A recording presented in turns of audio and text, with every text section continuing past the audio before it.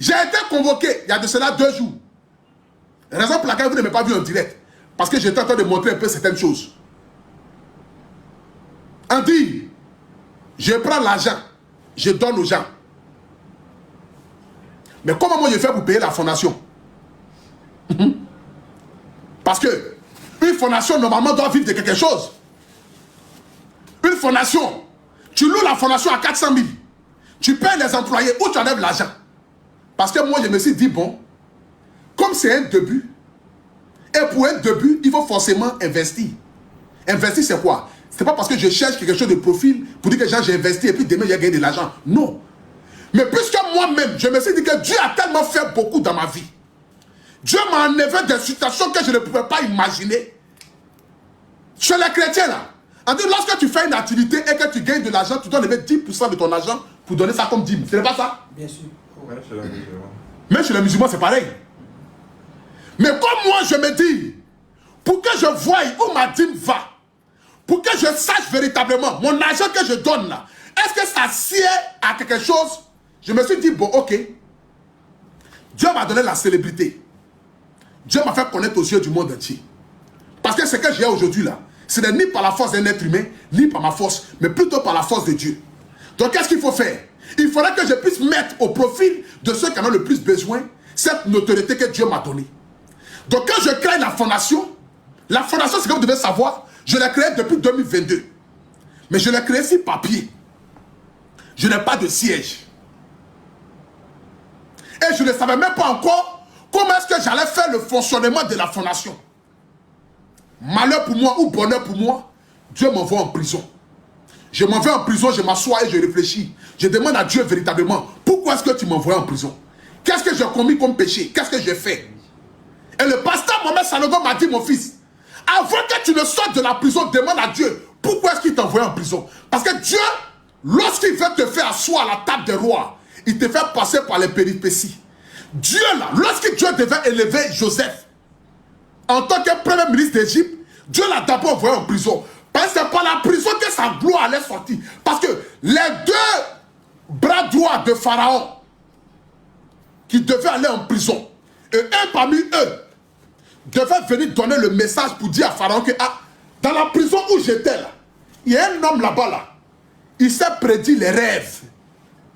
Parce que si Joseph ne partait pas en prison, est-ce que Joseph allait croiser les 2 gars de Pharaon pour leur prédire les rêves, pour que Pharaon décide de faire sortir Joseph pour venir prédire lui son rêve et puis le nommer au roi, le nommer au rang de premier ministre d'Égypte?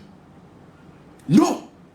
Donc lorsque Dieu veut te lever là, il te fait passer par les péripéties, il te prépare moralement, il te prépare pour que lorsque tu vas sortir de ce désert là, tu puisses connaître la vie. Et la vie désormais je la connais. Je n'ai plus peur de rien. La prison m'a enlevé toute peur. La prison m'a rendu garçon. Pas garçon dans le but de voler ou d'arnaquer, mais garçon dans le but de continuer à me dire que les épreuves font partie de la vie. Et Dieu éprouve ses enfants qu'il aime. Celui qui n'a aucune épreuve sur la terre n'est ni un enfant de Dieu. Parce que tout enfant de Dieu a été éprouvé. Et moi, Dieu m'a éprouvé. J'ai accepté. Et je suis sorti de là-bas transformé. Et quand je sors, comme je vous l'ai dit par témoignage, je n'avais pas prédit en aucun instant faire des vidéos pour collecter des fonds. C'est une femme qui a appelé de Boaké. Je me rappelle comme c'était hier, qui a demandé à ce qu'on puisse lui acheter sa facture de 60 000 francs. Et dans la rigolade, j'ai dit, maman, je n'ai pas 60 000 francs parce qu'il ne peut pas justifier 60 000 francs. Adresse-toi aux abonnés, les abonnés vont voir s'ils peuvent cotiser pour toi. C'est ainsi que les abonnés ont dit, ils vont cotiser les 60 000. C'est de là que tout est parti. Donc comme j'ai les papiers de ma fondation depuis 2022, et que déjà c'est quelque chose qui me tenait à cœur, mais je n'ai pas les moyens. Donc comment est-ce que je dois mettre ça en place? Chez moi, à la maison où j'habitais avant là, j'ai pris une chambre et j'ai fait ça un bureau. C'est là où j'avais mis la photo de son excellence le président Alassane Ouattara derrière. Si vous avez vu ça. Mais je n'avais invité personne, puis c'était chez moi à la maison. Donc c'était pour moi un endroit où je pouvais peut-être faire mes petites photos et tout ça pour montrer que je suis dans cette lancée de vouloir aider, mais je n'ai pas encore les moyens. Mais quand Dieu va me bénir, je vais forcément prendre un local qui va me permettre de pouvoir accueillir les gens et puis les aider. Malheureusement, je ne vais pas en prison. Je ressors de la prison. Dieu, par sa grâce, les personnes me viennent en aide. On crée la fondation. La fondation, là, C'est les gens qui m'ont donné 1000 francs, 2000, 3000, 5000, 10 000. Et puis j'ai loué la fondation. J'ai payé 2 mois d'avance. Et puis j'ai payé 2 mois de caution. Les 2 mois d'avance que j'ai payé là, ça finit aujourd'hui en janvier là.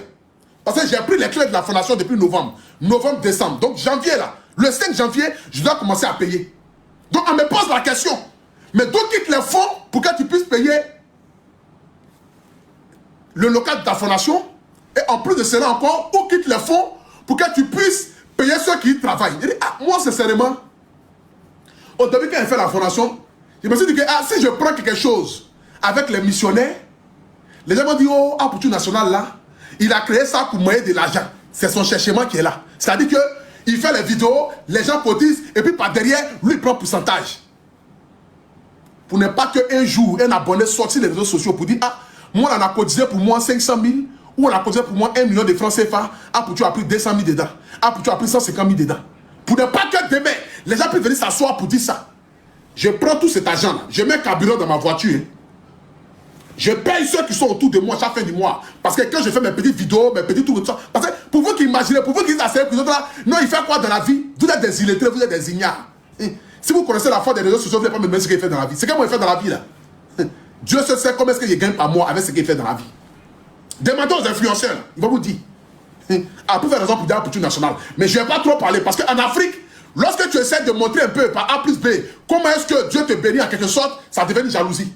Parce que l'Africain, c'est lui qui te plébiscite pour te mettre en haut. Et quand tu es en haut, il se rend compte que non, il a mal fait pour te mettre en haut. Lui-même, il devient ton concurrent pour vouloir te faire tomber. Donc, raison pour laquelle je le dis à toujours matin, midi, soir. Je n'ai rien, je n'ai rien. Mais je me bats. J'ai une famille à nourrir, j'ai 5 enfants. Personne ne me donne l'argent à fin du mois pour aller nourrir mes enfants. Hein. C'est moi-même qui me bats matin, midi, soir. Je cherche mes publicités, mes partenariats, les directs que je fais là, c'est payé. Mes pages sont monétisées. C'est la chance que j'ai. Mes pages sont monétisées. Facebook, TikTok, tout est monétisé. Donc j'arrive à gagner de l'argent là-dedans. C'est ce qui me permet de pouvoir vivre. C'est pourquoi je vous dis à chaque fois, envoyez-moi les cadeaux, envoyez-moi les cadeaux. La fois dernière même, j'ai monté ici. Parfois, je finis un live même, il y a 500 $, il y a 800 $. Quand moi, je finis un live, accompagné de mes petites prestations d'artistes, je n'ai pas besoin de 10 prestations d'artistes. S'il y a 2 prestations dans le mois, que j'ai pris cacher 2 millions, parce que quand moi, je m'en vais pour une prestation, je me vends en tant qu'influenceur, je me vends en tant qu'artiste. Je dis au promoteur, je fais la promo de ton spectacle, tu me payes en tant qu'influenceur et je viens chanter en tant qu'artiste. Donc ça me fait 2 personnes en un. Je suis comme maman Love Guigui. Je dis 2 en 1. Ma part, c'est bon. La vieille, c'est un big up à toi. Que Dieu te bénisse. Bonne année à toi.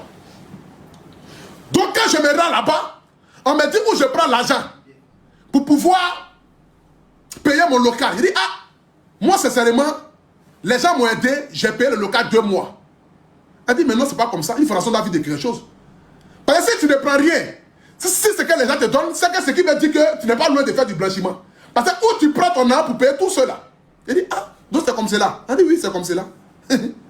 Donc j'appelle mon avocat qui est Maître Ingrid Claver. Maître Ingrid Claver, pour ceux qui le connaissent, l'un des meilleurs avocats de Côte d'Ivoire, qui est celui qui me défend. Il dit, ah papa, voici la situation qui est là. Il dit, ah, mais c'est normal.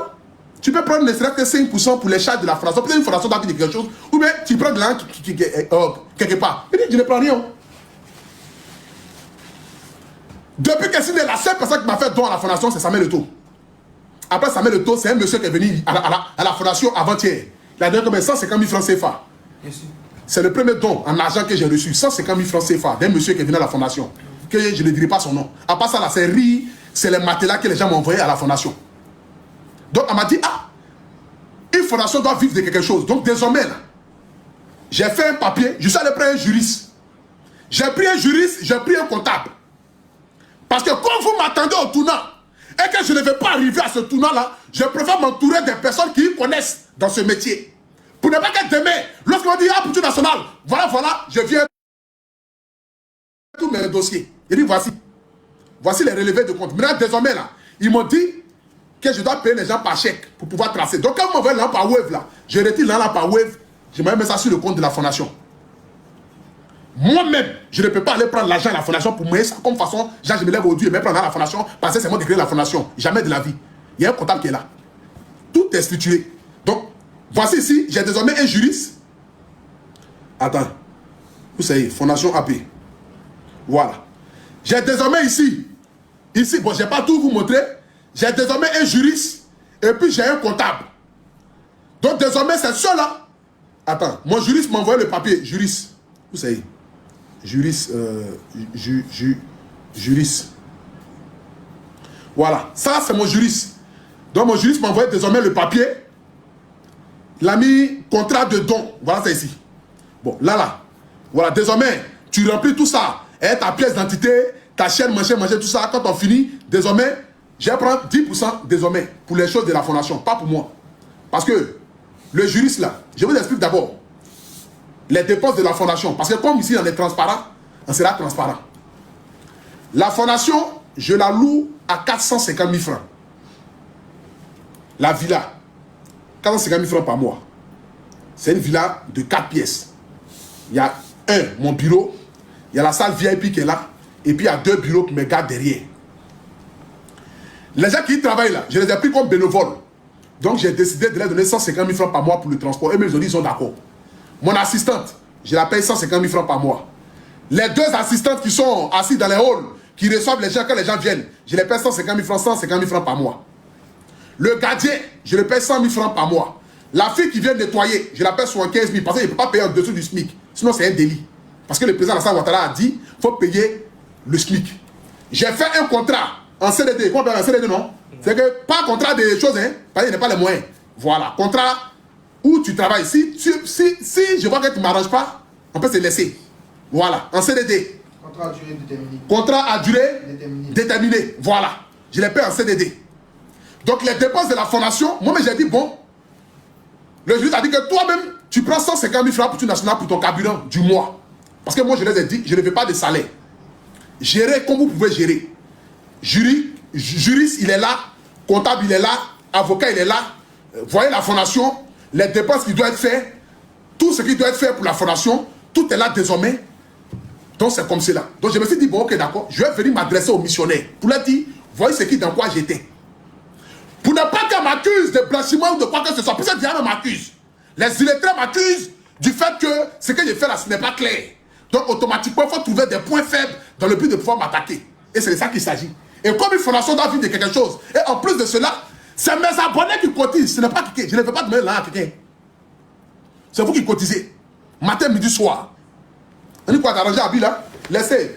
C'est mon gros ventre que vous n'avez jamais vu. Laissez mon gros ventre là. Est-ce que vous êtes d'accord avec ça, vous les missionnaires? Est-ce que vous êtes d'accord avec ça? Pour ce que je viens de dire.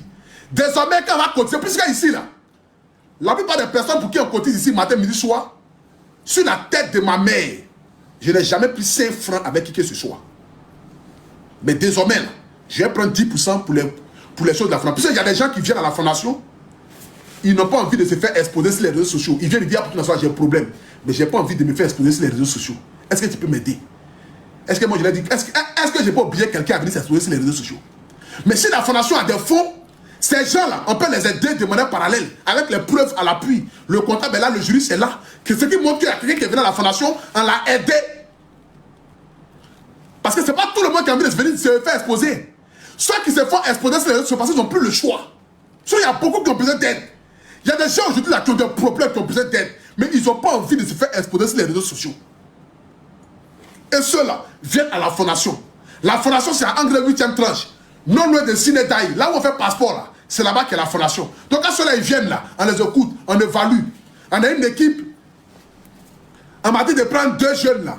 Les 2 jeunes là, c'est des hommes qui vont étudier. Bon, eux là, je leur ai dit que je les prends bénévole. Eux-mêmes, ils disent qu'ils ne veulent même pas salaire.